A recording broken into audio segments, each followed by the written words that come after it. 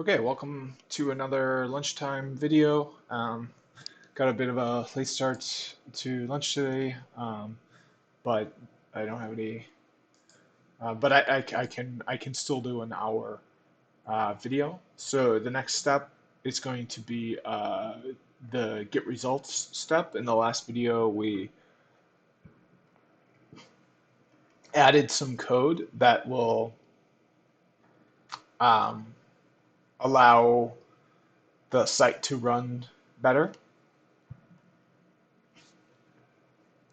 Before the code, if you entered in a URL that required a lot of processing, if multiple users did that at the same time, you would have really poor user performance. So we're going to do it. We're adding a work queue, kind of like a quality of service thing, if you're familiar with network engineering, that will allow multiple users to make large requests and not have a bad user experience.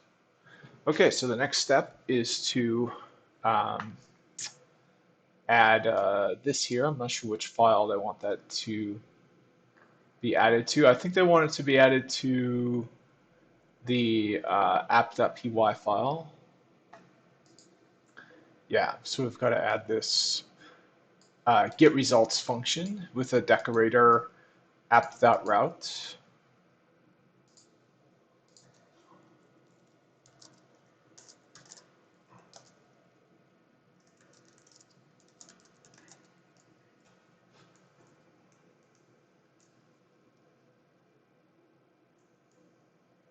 Okay, so it looks like we've already got app.route, um, and we've also got, or we've got the decorator, but I actually don't see a get results function. We can search for it using Y with the /. Oh, let's just search for get_R, and we don't have a pattern for that, so this is going to be a brand new function. So we'll just paste it under this one. All right. Let's test this out. Fire up the server, navigate um, to this site. If I go there now, the server's not up yet, so we won't be able to connect. Use the URL here to grab the job ID from the terminal. Use that ID in the results endpoint.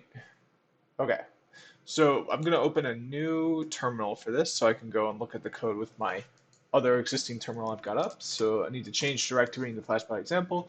We've got that special.env file with the special library that we set up to automatically start the virtual environment. So next I'm going to do flask run. I've got a environment variable set up, so it will run my development environment. Now if I refresh my page directed to my local host on port 5000, we see the actual app that we're working for on the word count app.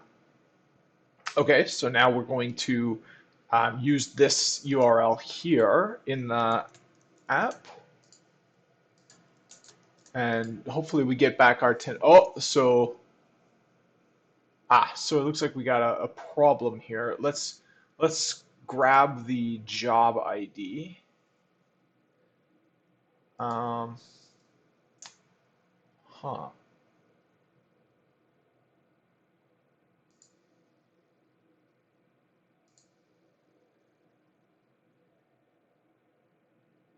Connection refused. What the heck?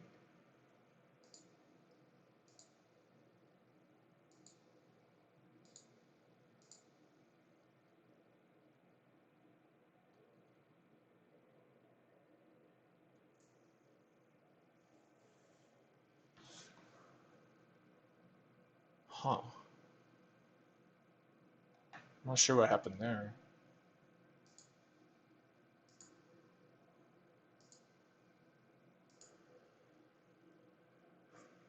The server encountered an internal error and was unable to complete your request. Either the server is overloaded or there is an error in the application.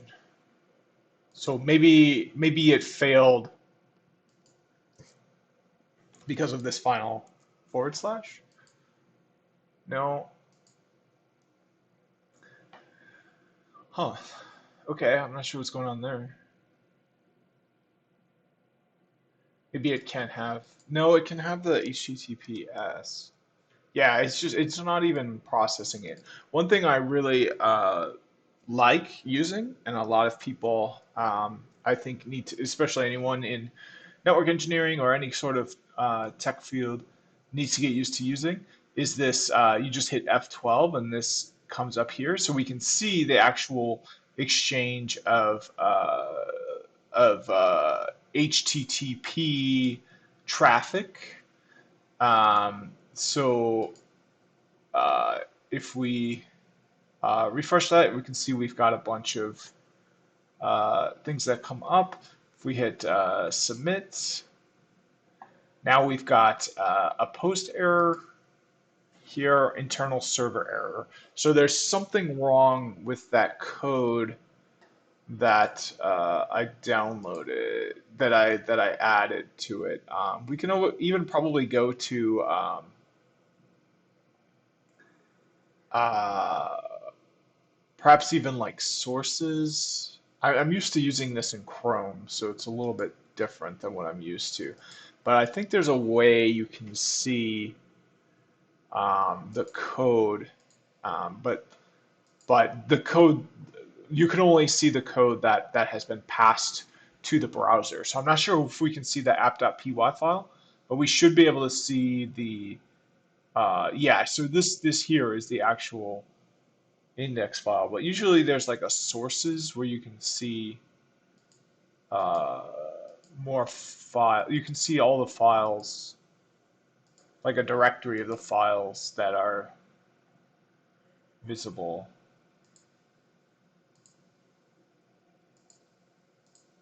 All right, so I don't see anything like that.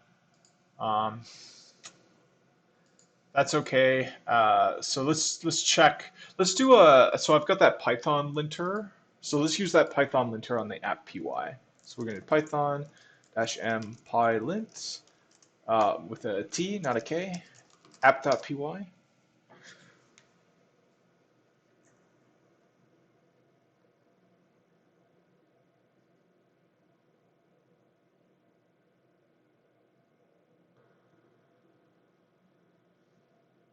So we've got a lot of problems here.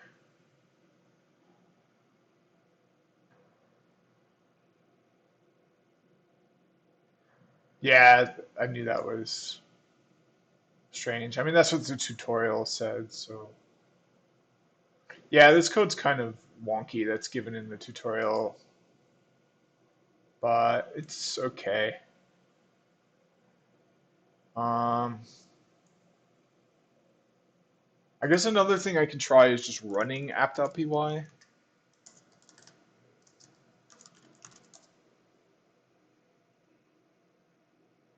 Okay, so if I run it, the whole file runs through, it just errors out because it's not meant to be run that way. But there's no problems with, there's no like Python. Well, there is a Python traceback error, but it's on line 95.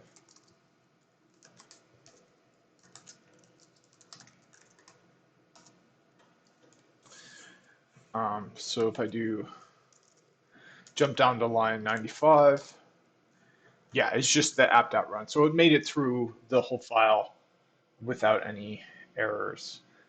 So I think I see, let's see here. So no, I don't see anything there. I mean, sometimes when you paste in things, if you haven't changed to insert mode, you'll miss the first character. So maybe that's what happened. But it looks like that's not what happened because I think this is all I pasted in, and that looks fine to me. So, and I'm pretty sure this return statement is fine too because it just returns a tuple. We can test that. Let's go ahead and test that. So Python def, we'll call it test, and then we'll say return this is only a test.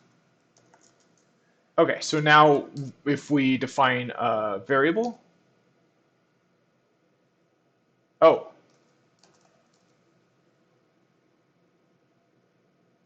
oh, okay. So yeah, I think that is the problem. I think that is the problem for sure. You can't do something like this. You have to wrap it in quotes or something. They just have a syntax error here. So I wonder if you can't do that here too. Or maybe it's because my version of Python is different than theirs. That could be it. I think they're using a version that is more recent than the one I'm using. Oh, okay. So now let's do temp equals test type temp. Oh, okay. Never mind. So this is what I thought. If you just do a return like that, that's a really strange syntax. That's if you let's just try this syntax on its own like that. Oh, okay. So this just does automatically wrap it in a tuple. I didn't know that. Um, so yeah, there's nothing wrong with the code example as far as I can tell. Um, so yeah, I'm not sure why there's a internal server error. Um,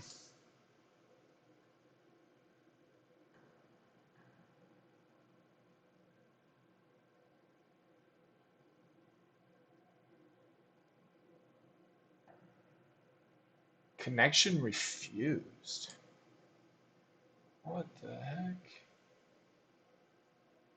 Connection refused. So for me, like as a network engineer, the first thing I think of if I get a connection refused is SSH hasn't been enabled. There's a firewall blocking the port, um, something like that. So I'm just wondering, connection refused. So it looks like it's trying to connect to a port that I don't remember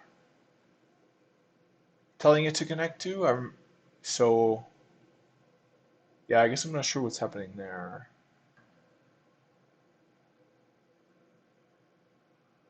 Huh.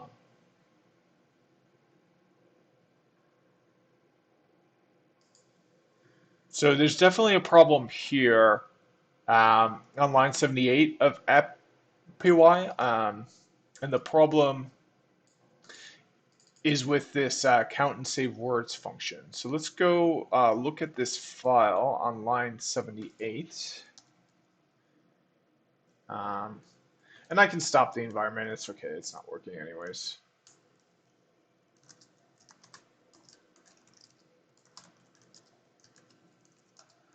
Okay, so we're on line 78 now. Um, we've got a problem here.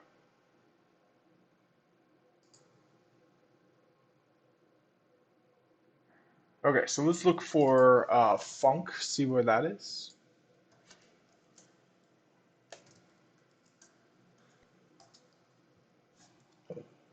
That's interesting.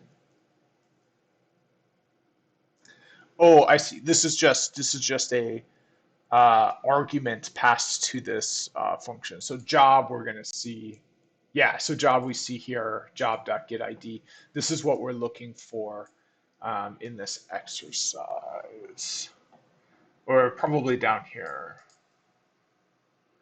But something is not working.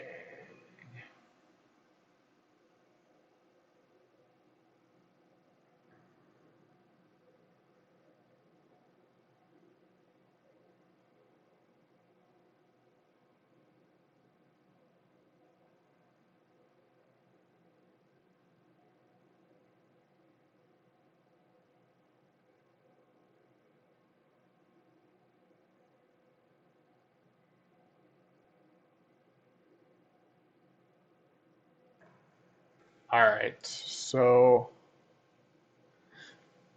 oh, I think I know what the problem might be. Let me try this.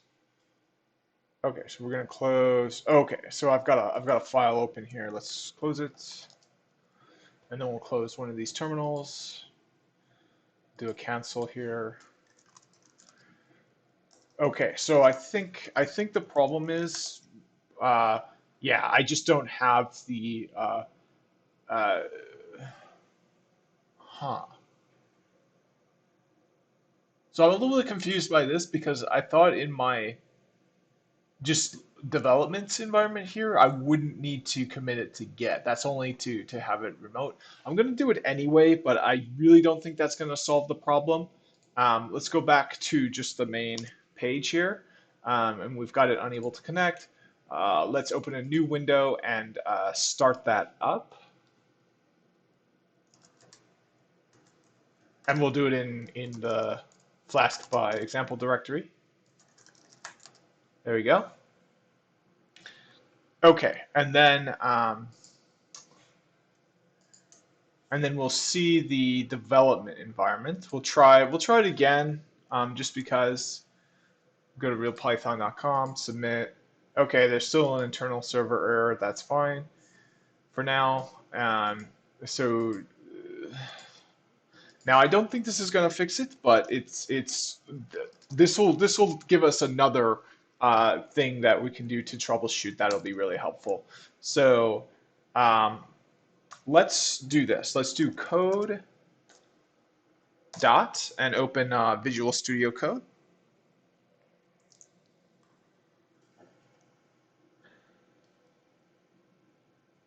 Okay, and now we can take advantage of this source control uh, pane here. What? Oh, okay. It wasn't opened to the correct area. Okay, so now, yep. So if we go back and we look at our output from Git Status, we can see we've got two files that were modified. Both aren't staged for commit. And not only that, we have a new file that we created for the first time. It's never been in Git before, so if we do a git add to these two files, we'll be staging them for commit. If we do a git add to this file, we'll be both staging it for commit and tracking it. But we don't need to do that now. What we want to look at is our modification to the app.py file. And you can see just how valuable this is, because I can see every change highlighted and easy to read like this. So we'll go through the changes in about a few minutes. I got to take a quick break first. Okay, I'm back and we're going through all of these changes one by one. I added a few extra things. So it'd be nice if I could just revert some of the changes. I'm a bit too far ahead. Ideally, the best way to do version control is to commit everything you do one by one. So if we go back to the flask by example tutorial, the best way to do version control would be to make a commit after every one of these boxes here are given. So here's a box here. Every single time you have changes, if you commit those changes, then when you pull up this file here, you're only looking at small collections of changes and not an entire file that's been completely changed, as we see here. So hopefully that makes sense.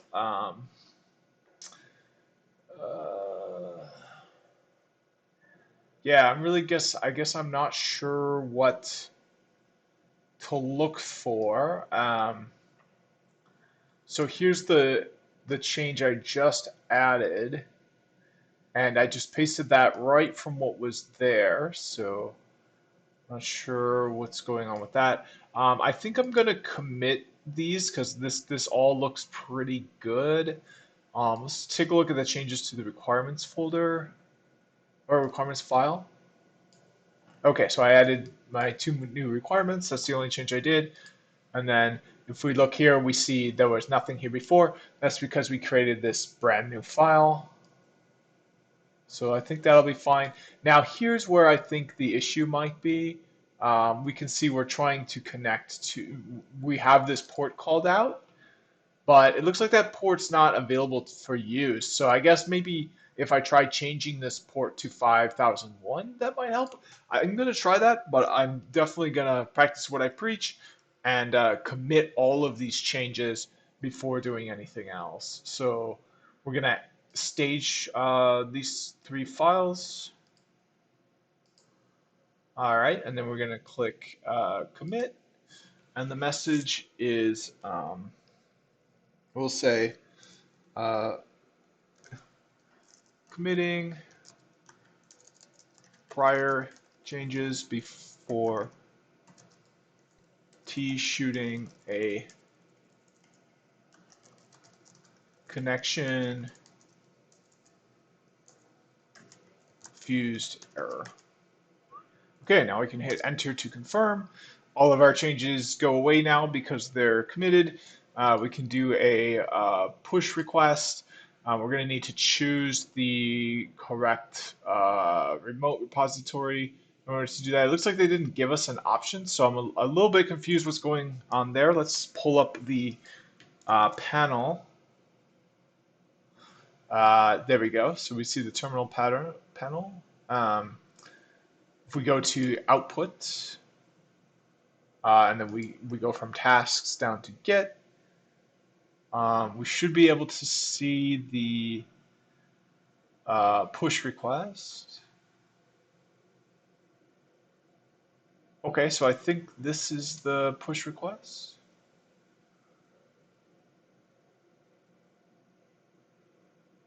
Okay, so yeah, that seemed to be fine. Let's just do it again the way I'm more comfortable with. There should be nothing to push. So we're going to push origin, master. If we do a get remote -v, we can remind ourselves on what sorts of things there are available to push it to. I want to push it to GitHub. So that's there's a macro defined for that called origin, and we can see where that is tied to.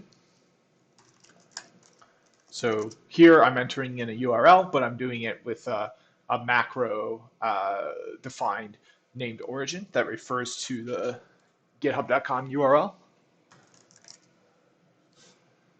Okay, so yep, my push went through. Everything's up to date.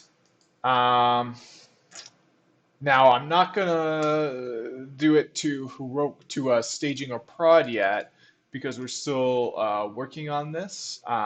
We got to get it working in our development environment before we can get it working in the staging environment, and certainly before the prod environment.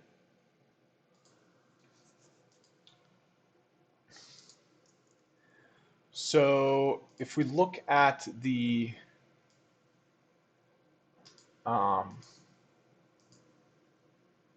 yes, the worker.py file here. Now we've got this port that's not playing nice here. So let's do a netstat and see if that port is being used for something. So we'll do a netstat -n, and -n is so that it doesn't do any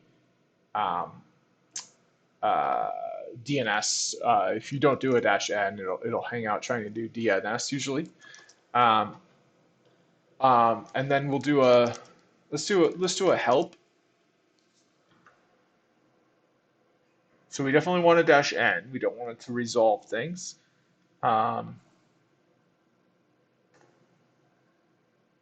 We want a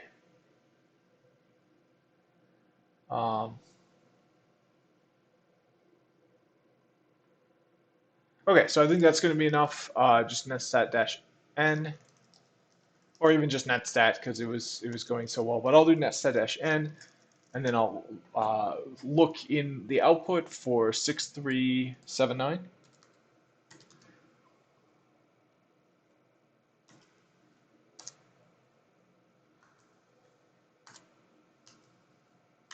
Okay, my numlock pad isn't working. Okay, so we don't have anything in use for 6379.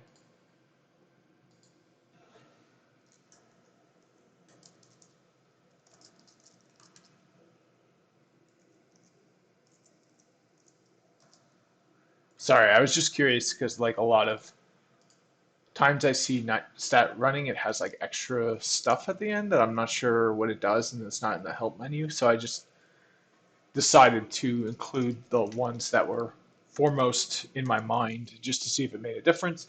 It did not. So yeah, that's interesting that there's nothing in use for that. And we do have the development environment still running. If we go over to our development environment here, we submit, we still got that internal server error.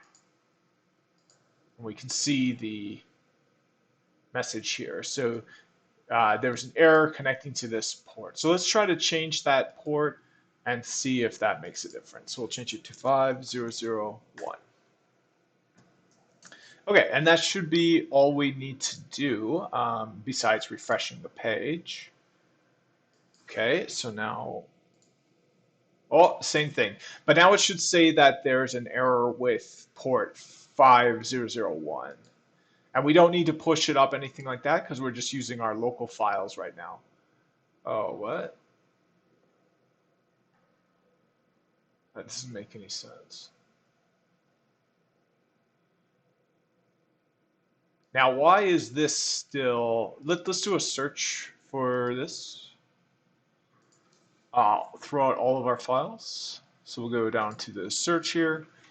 And again, you can see just how nice this is to work with. So we do have some results here, but it's in the pickle file. It just happens to be content associated with that, completely unrelated to any kind of URL or port. What the heck? All right, let's look at our environment variables. Oops. And here's another great thing about using an ID like this. Make a mistake like that, I can see exactly what the change was. Before there was nothing there. And then I added something, and I can just revert the whole change like that. So back here, we can see I changed the value of the port.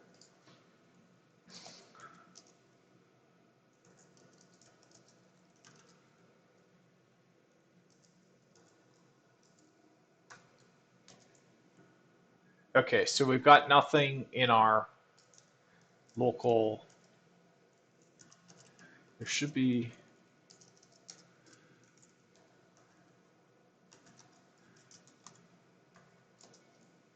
Nothing. Okay, I don't understand that.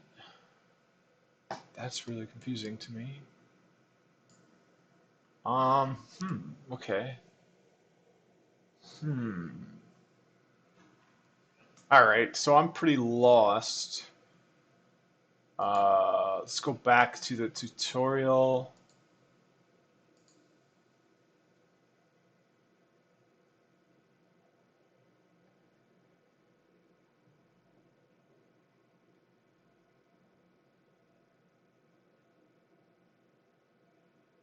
Okay, so luckily we've got some good error messages here. So let's go right to Google and figure this out.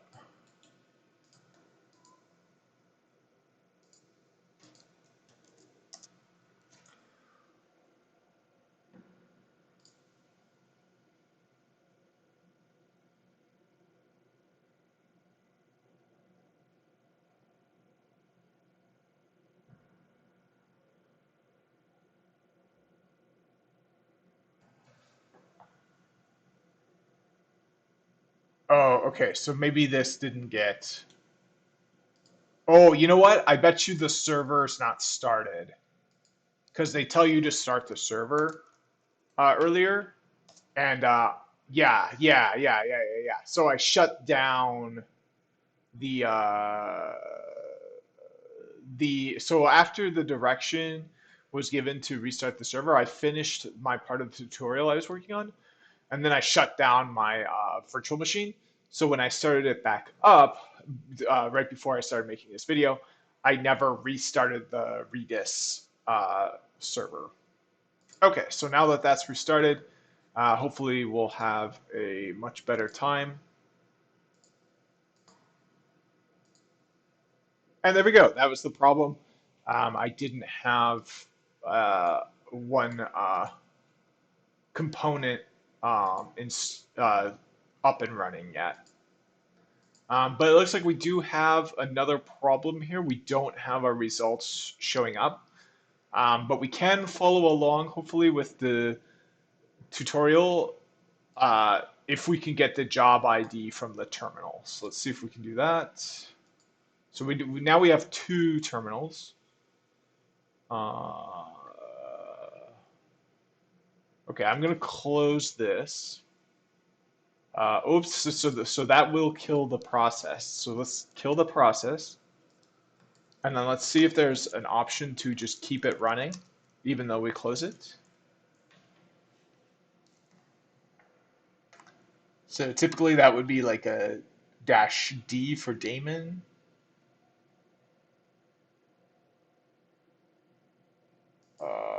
Okay, well, let's try a -H for help.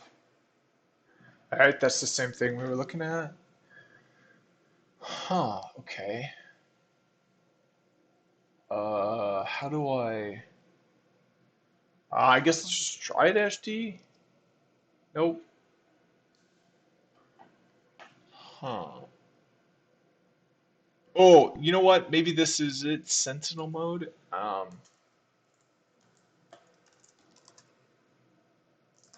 Let's see what that Sentinel file looks like.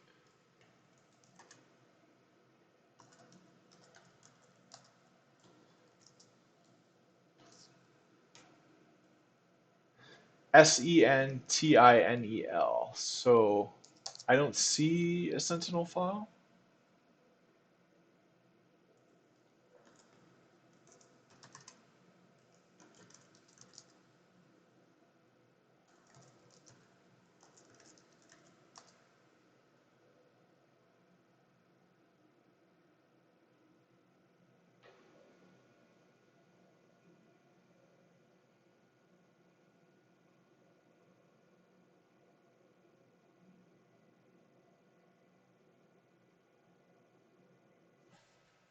What the heck? I'm so confused.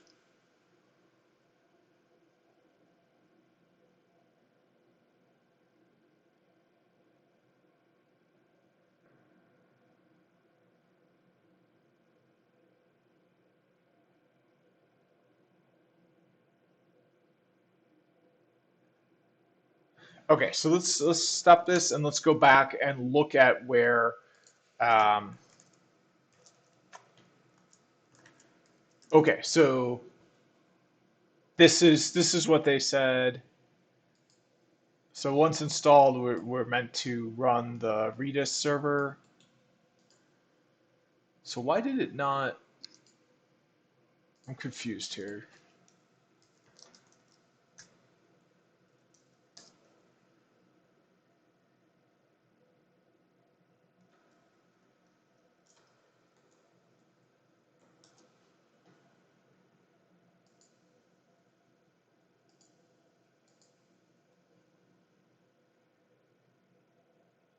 Yeah, I mean, I kind of don't want this to have to stay up and take up a window like that. So maybe that's what Sentinel mode means. Let's try it in Sentinel mode.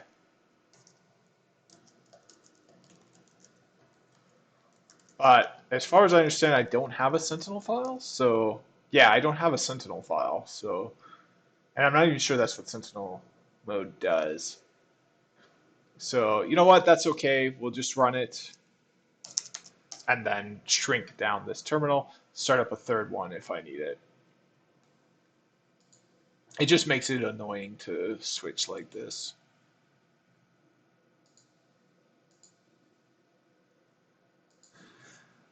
Okay. Here we go. But we've got our ID here. Okay. So the next step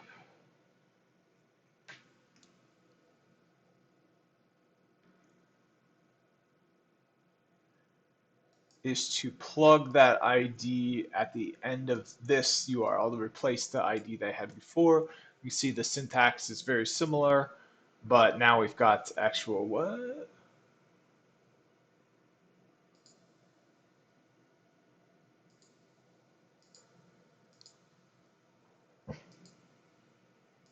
Oh, you know what? I don't have the, no, I do have the Flask server running. What?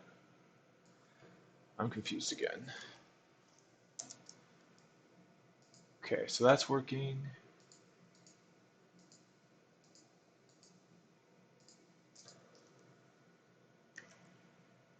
Oh.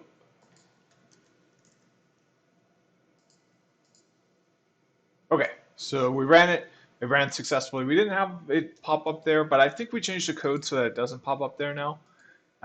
This is the thing we're interested in right now.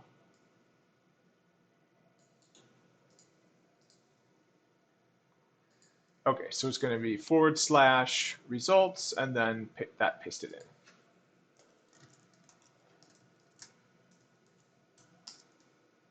All right, we got it. It says nay.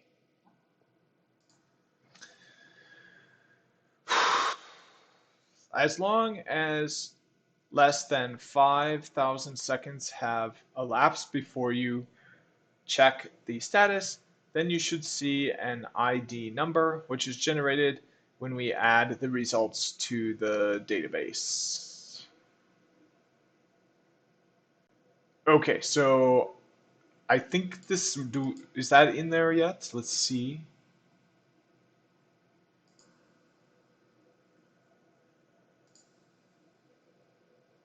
We've got an extra file that showed up.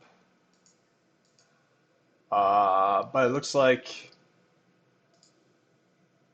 let's see here. So this is save the results.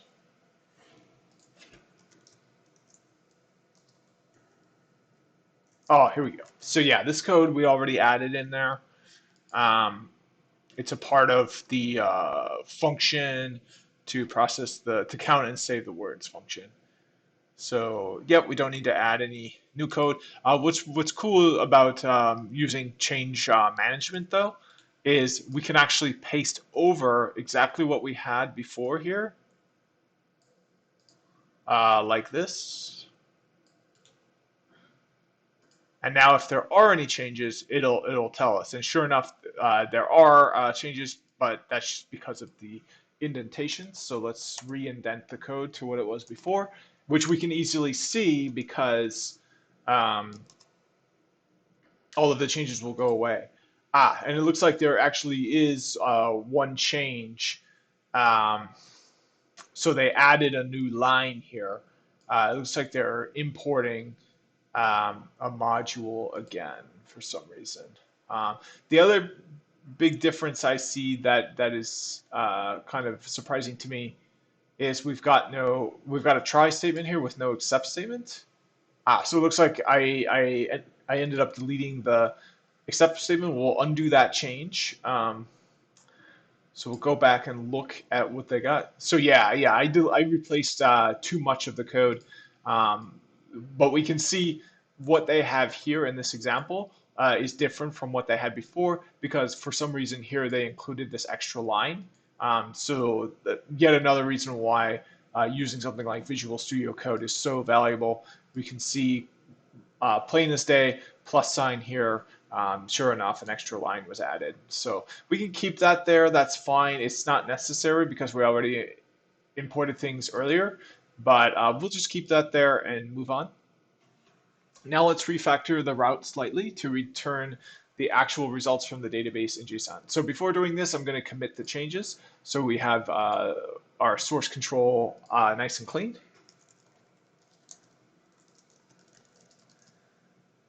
We'll say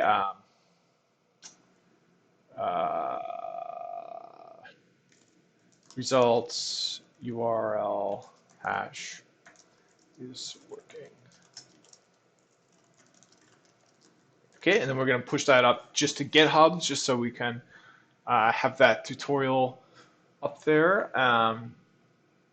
So next, what we're going to do is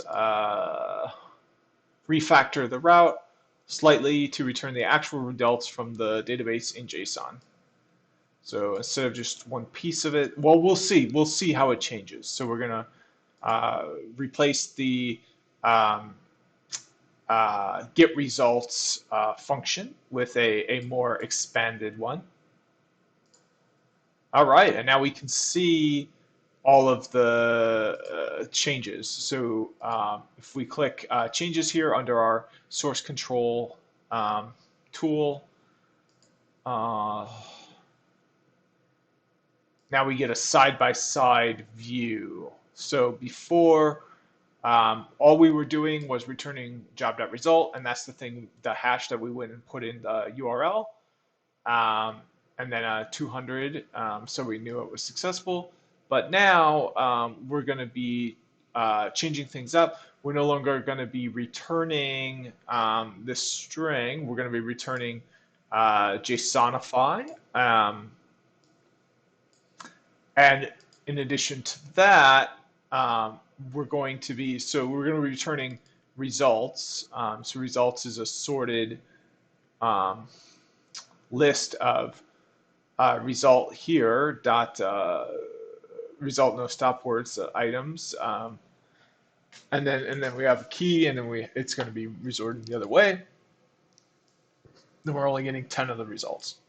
So the other big advantage of using this is we can see this is underscored in yellow, and we can see we might have a problem here because we don't have JSONify defined in Pylance. So it looks like we don't have like they wanted JSONify to be imported or something.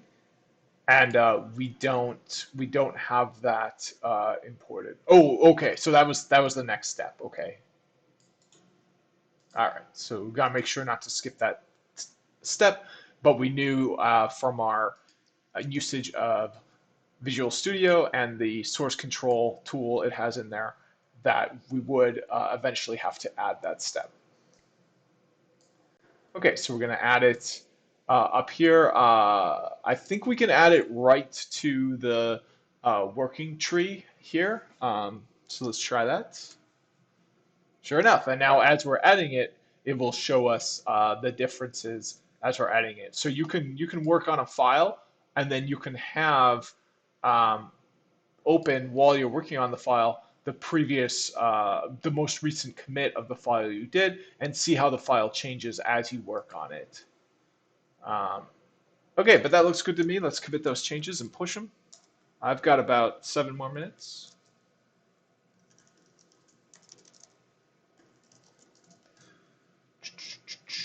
And this section, what we were doing is, okay, we're going to say produce the full JSON.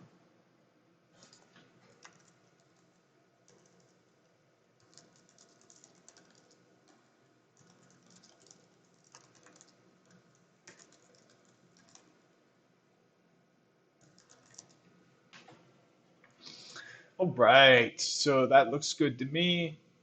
Let's do a push as well. I think I might have done a push already. Yeah, okay, I did a push. I just couldn't remember. So we'll close the working tree, and then we're going to test it out again. And when we put in the hash we'll see, instead of this name message, we'll see a JSON output appear there. So let's get a new hash. Okay, so we got to go to our terminal. And here's the new hash. Okay, and then it's going to be /results/ the hash. Oh, that did not work. What the heck?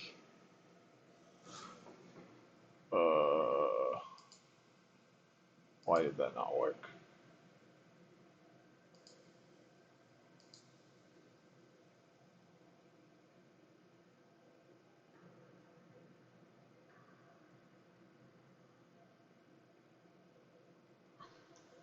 Huh.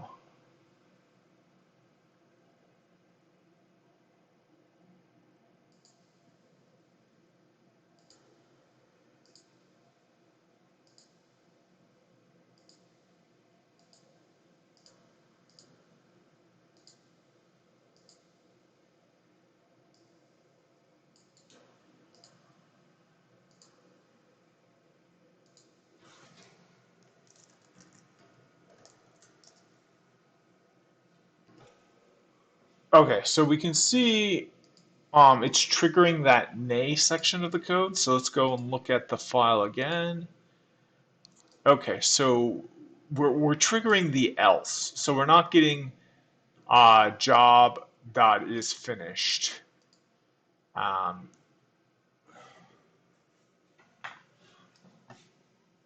What the heck? Get results. Job equals job.fetch.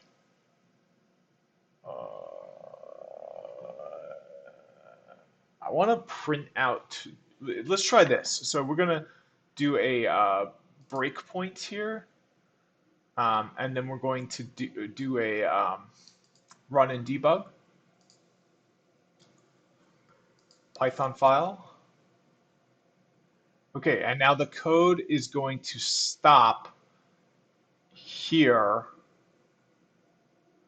and then we'll see all the variables. But it'll stop one line before the breakpoint. So we've got, yeah, okay, this isn't going to work because it's, okay, shoot.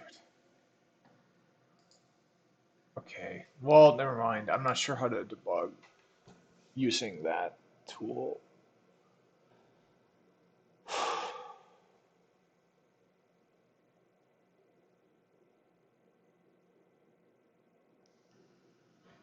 All right, I've only got 2 minutes, so I think that's going to be it for now. Yeah, so next video, we're going to be